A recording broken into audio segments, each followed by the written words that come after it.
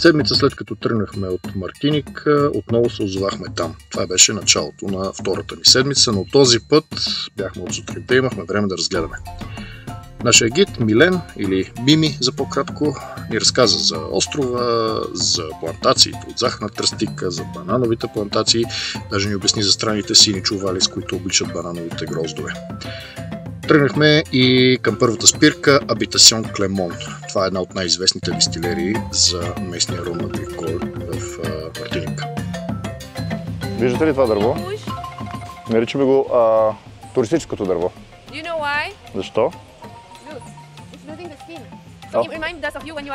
Много ни приличат на това дърво на вас, като отидете на плаж. След това изглеждате като него. Белите.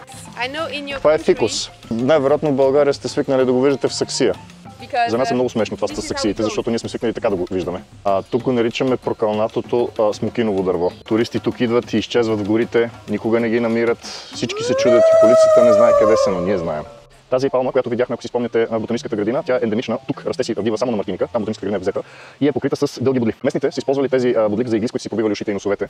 Така че ако искате да пробвате, така и така ще пием ром, ще изтръпнете достатъчно. Разходихме се още малко, преди да тръгнем към дегустацията на въпросния ром, който се произвежда директно от прясно изцеден сок от захарна тръстика, а не от меласа, както на останалите места. Носи късмет, ако си вземете такава шишарка. Може даже да спечелите от тотото. Ето ги водните кокошки. Ей, тук е бая добре. Може би няма да влизам по-навътре. Захарната тръстика всъщност произхожда от Азия. Тя е внесена в тези острови, включително Мартиника, от Азия. Да знаете, че когато засаждате захарна тръстика за първи път, от такова ластунче се поставено не вертикално, както бихте си представили, а се слага хоризонтално на земята и новите издънки тръгват нагоре от стъблото. По няколко, да. Показаха ни каците и различните бъчви, в които отлежава рома. Младия ром отлежава в каци. До 3 години всъщност е в каци. След това се мести в бъчви, в зависимост от степента на отлежаване. Може да се премести в други бъчви. Като цяло процеса наподобява отлежаването на уиски и бъчвите могат да бъдат от бърбан, от друго вид американско уиски. Използват се и такива от коняк и шери от Франция. Старата производствена база вече не функционира и сега е музей. В момента дестилерията се намира на друго място наблизо. Общо взето можем да се разходим, да видим машините, местата, в които е ферментирал тръстиката и така нататък. А това е едно исторически значимо място, където през 1991 година са се срещнали тогавашните президенти на САЩ и Франция, Джордж Буш старши и Франсуа Митеран.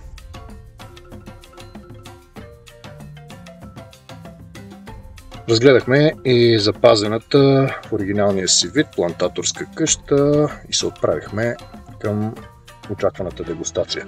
Преди това всички трябваше да тестват способността си да различават аромати.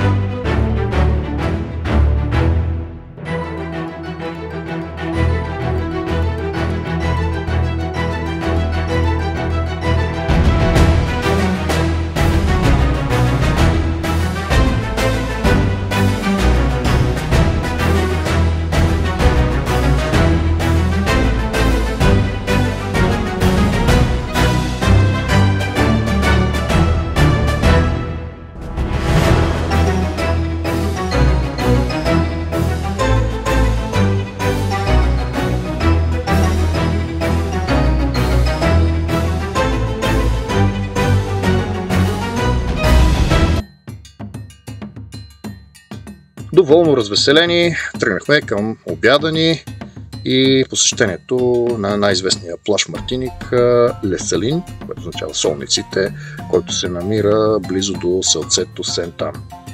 Обядвахме в едно ресторанче на плажа, даже по време на обяд станахме свидетели на акция по спасяване на пострадал турист с медицински хеликоптер, който долетя супер бързо.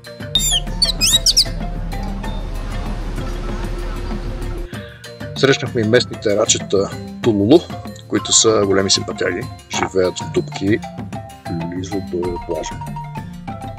И както се вижда и от кадрите, останалата част от деня си я прекарахме на плажа и най-вече във водата.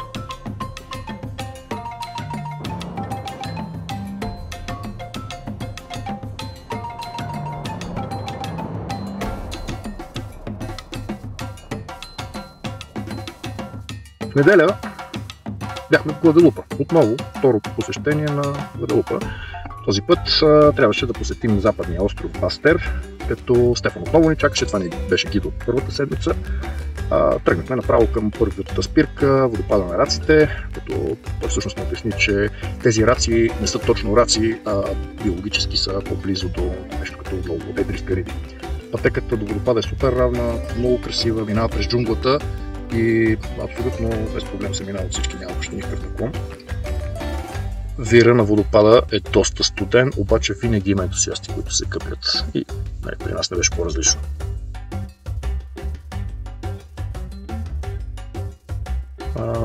През цялото време ни валя, докато вървяхме по пътеката, но то точно на Гваделупа и Мартиник гида ни каза, че си вали всеки ден, целогодишно, така че там няма слаб сезон, силен сезон. По една туристическа група, ако не налази всичките сувенири. И макар че ни валя, докато вървяхме към водопада, навръщане спря, изгря слънце, все едно никога не беше валяло, естествено стана задух, обаче си стана и лято. Следващата ни спирка беше ферма за производство на касава. Касавата има още познати имена като тапиока или маниок, осигурява изхранването на немалка част от карибските народи. Приготвя се брашно от тази касава, но процесът е доста дълъг. Има смилане, изцеждане, сушене, печене, като е много важно да се спазват стъпките по време на процеса, тъй като основният сорт касава, който се използва за храна, в суров вид съдържа калиев цианид, което го прави доста отровен. Естествено, накрая нямаше как да не си купим брашно и нещо като местната версия на зърнена закуска, естествено пак от касава. Последно, преди да се приберем за обяд, посетихме Жарден Ботаник де Валомброс или нещо такова. Съжалявам за произношението. Една от най-красивите ботанически градини на Пастер, западната половина на Гваделупа. Обиколката започна с туристическото влакче в градината, което я обикаля за 10 на минути. Това е бърз и лесен начин да се разгледа и да се чуе все пак историята и от автоматичния аудиогид във влакчето. Това е подходящо за възрастни хора, които не могат или не искат да се разхождат. След като приключи обиколката с влакчето, групата ни се раздели и част от хората отидоха в сувенирния магазин на Хладно, където имахме осигурена и безплатна напитка. А по-любопитните продължихме да се разхождаме вече пеш, заедно с нашите гидове. Разходката ни беше около половин час. През това време местните ни гидове разказаха страшно много неща за видовете растения, имената им, за какво се използват в традиционната медицина, в козметиката на острова. Изобщо беше доста интересно. Препоръчвам, ако посетите някоя от ботаническите градини на Карибите, задължително го направете с местен гид. Те много знаят.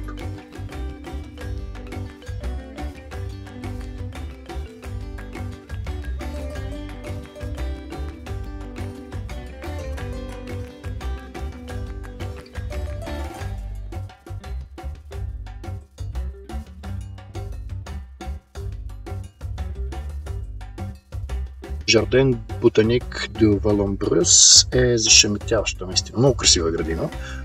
Намира се близо до градчето Петибург в Гваделупа, създадена от една градинарка, Маги Шоле, която така се твърди, че урагана Хюго умита и унищожава фермата през 89-та година на миналия век и тя решава на място на фермата да направи красива градина. Тя не е голяма за ботаническа градина, едва 5 хектара е, посетихме по-големи. Но за сметка на това е много добре заселена с над 500 вида цветя, билки и храсти, след които и цели 150 вида палми. Супер впечатляващо беше. Разбрахме, че има и ресторанче към ботаническата градина, което може да сервира местна кухня, но ние нямахме време да питаме.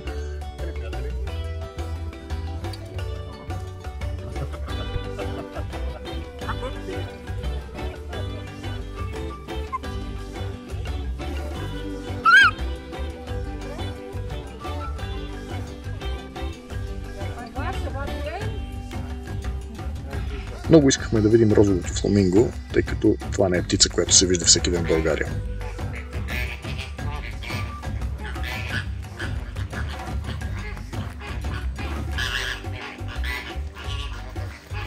Видяхме папагалите, видяхме розовото фламинго и червените ибиси, които живеят в градината. Имаше и малко колибрита, които преследвахме, но не успяхме да снимаме. Те са хем малки, хем бързи. На обяд върнахме част от групата на кораба, а истинските смелчаци ентусиасти се отправихме към морски резерват Кусто, където ни очакваше приключение с шнорхели. Бяхме доста изненадани, че това няма да е просто място, на което ще влезем шнорхела и маска и ще си плуваме. Първо ни строиха и преживяхме един сериозен инструктаж, дадоха на всички неопренови костюми и чак тогава цялата група, екипирана като десантчици, тръгнахме към плажа. Стигнахме с плуване до моторната лодка, която ни чакаше вътре в морето, за да отпигнем до мястото за гмуркане, близо до един остров, който се казва Pigeon Island в резервата.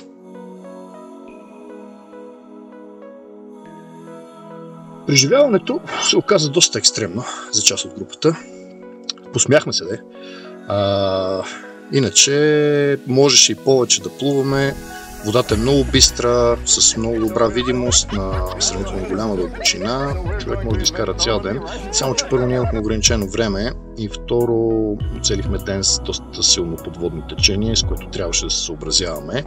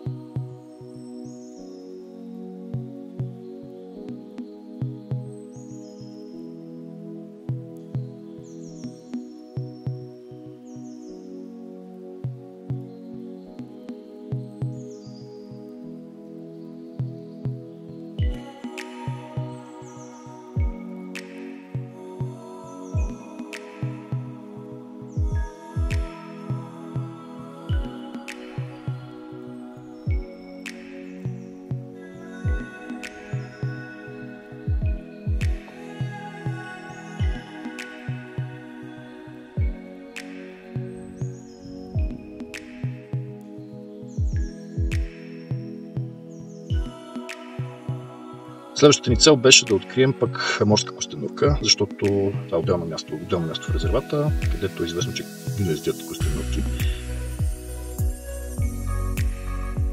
След половин час плуване, в крайна сметка успяхме да видим една единствена, за сметка на това тя беше супер дружелюбна и много нямаше против да я снимам.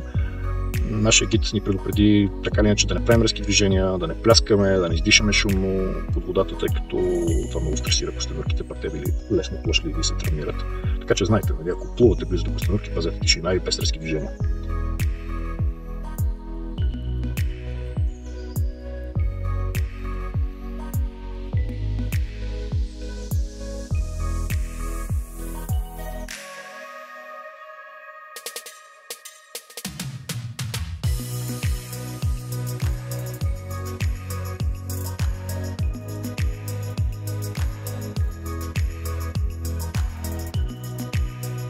Това завърши и втория ден от втората седмица на нашия карибски круиз.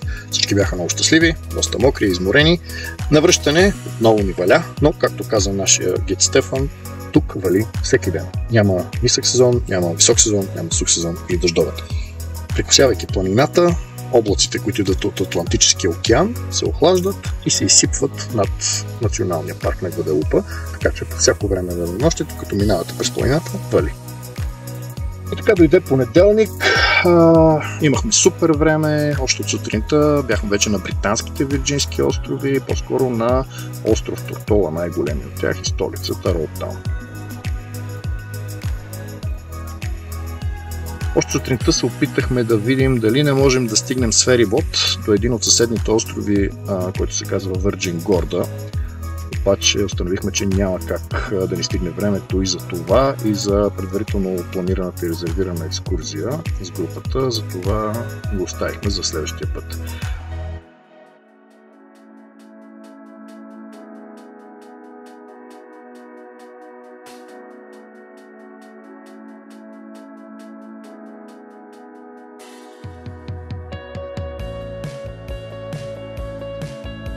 Обиколката беше много приятна, с много хубави гледки към плажовете и заливите и на Тортола, и се виждаха и съседните Вирджински острови, включително и американските Вирджински острови, които са буквално на няколко километра на запад от Тортола.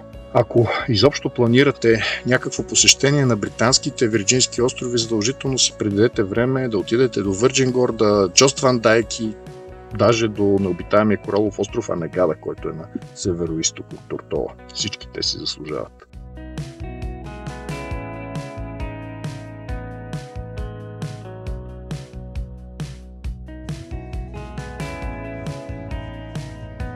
Естествено, трябваше да отидем на плаж, няма как.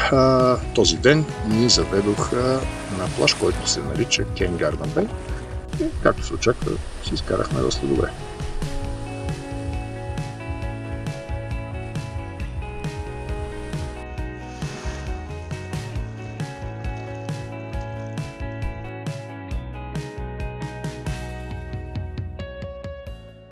Синт Мартен. Острова интересен с много неща, като се започне от географията му. Той е малък остров, обаче е разделен между две европейски държави, Нидерландия и Франция, и си е така вече от 4 века. Спряхме в столицата на нидерландската част, Филипсбург, и оттам тръгнахме на нашата екскурзия, като една от най-големите ни цели за деня беше да стигнем до международното летище на Синт Мартен и плажа Махо, точно до него, където всички обичат да гледат как кацат самолети буквално над главите им. По пътя ни разказаха за историята на острова, разбира се. Видяхме много игуани. Оказа се, че те са в изобилие на този остров, живеят си, бродят навсякъде свободно.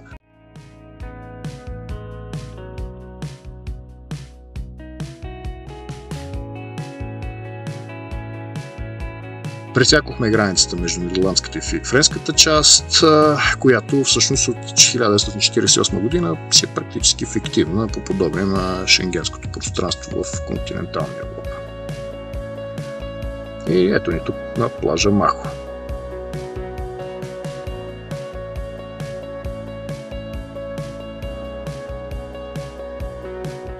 Този плаж е известен с това, че точно зад гърба ми кацат самолети.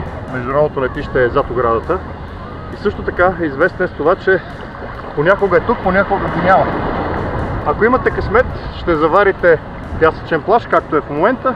Ако нямате късмет, ще заварите голи скали. Само преди 2 седмици плажът не е бил тук. Тук морето си носи и си прибира пясъка така, както му хареса.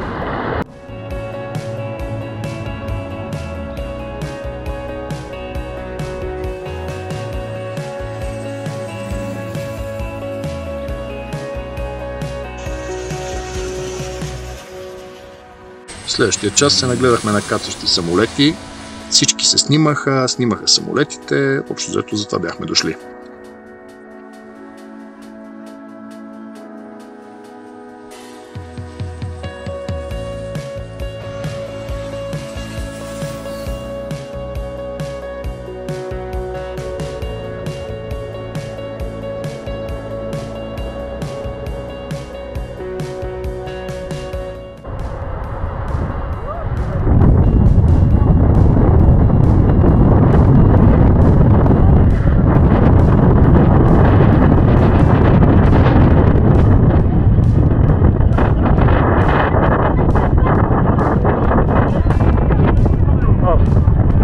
Най-големите атракции на острова е да застанеш зад с оплата на реактивните двигатели на излитащ самолет.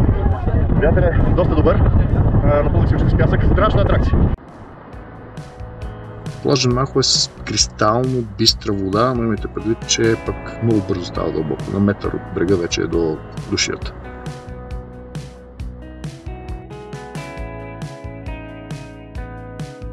Опитахме най-известната местна марка Пира и си тръгнахме обратно към кораба. По пътя спряхме на още едно-две места за гледки. Ей, стоя тук върху една карта на Син Мартин. Абе, доста е странно. Доста е странно да гледаш украсите за Коледа на такова място. Това е тук една много облагородена част от Карибите, Син Мартин. Направено си е много за туристи. След обяд групата отново се раздели. Част от хората решиха да отидат на шопинг, тъй като Синт Мартин е и известна безмитна зона. А пък една по-малка част от нас решиха да пробват плаж, който е на 15 минути пеша от кораба. И има всичко. Даже ако нямахме екскурзия, можеше целият ден да стоим там. Плажът е доста дълъг като ивица, има подбива част, има част с заведения. Също така има дълга търговска улица с всякакви магазини за алкохол, пури, сувенири. Сега, в интерес на истината, безмитна зона, но на нас не ни се стори чак толкова привлекателно като цени. Така, до края на деня прекарахме там.